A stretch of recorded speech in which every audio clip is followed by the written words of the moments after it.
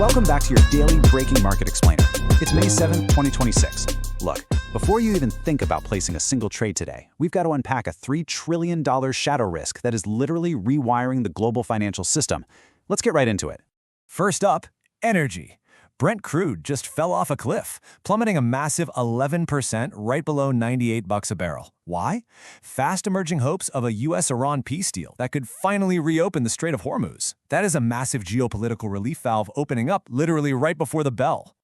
And that peace optimism, it is sending an absolute shockwave of green across your monitors. The S&P 500 just smashed right through 7,300. The Dow is jumping 600 points, and the Nasdaq just hit record highs on stellar Q1 big tech earnings. But, watch the macro headwinds today. UniCredit's massive bid for Commerzbank is hitting a wall of German political resistance. And get this, 13,000 May flights were just slashed globally due to a lingering jet fuel shortage. So the screens are green, everyone's happy, right? Well, take a breath and look past that sea of green for a second.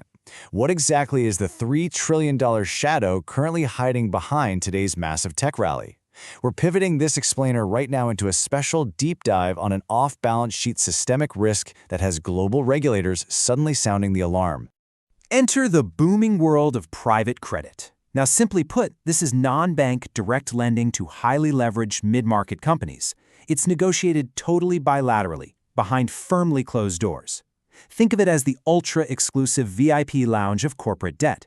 It's exactly where companies go to dodge the strict underwriting exams of traditional high street banks. But here's the catch. The structural vulnerability we're looking at lies entirely in that lack of oversight. Traditional bank loans, they're heavily regulated, totally public, and rigorously stress-tested by central authorities. Private credit? It operates in the shadows on what Wall Street affectionately calls mark-to-myth valuations. There are zero strict capital requirements, and if a deal goes totally sideways, it's just a quiet restructuring out of the public eye. And this right here is exactly why regulators are sweating.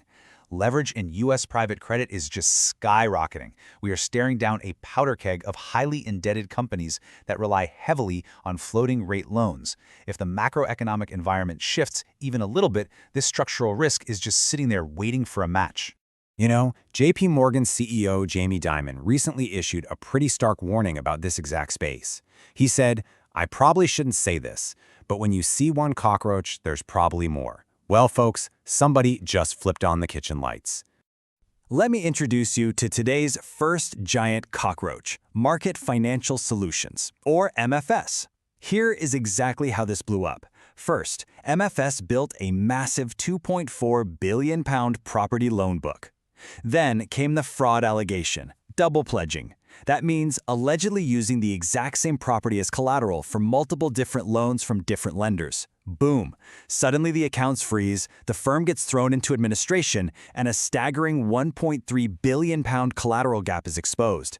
Instantly, the contagion spreads straight to the global banks that provided their funding. It turns out, credit risk lives in operational controls, not just neatly formatted spreadsheets. Just look at who is left holding the bag this morning. The institutional exposure to this single collapse is eye-watering. Barclays is staring down the barrel of a potential £600 million hit. Elliott Management is exposed for $200 million, and Jefferies is on the hook for $130 million. This proves, without a doubt, that this opaque shadow market is deeply and dangerously interconnected with our traditional financial system. Oh, but wait, it gets better. Or, worse, depending on your short positions today.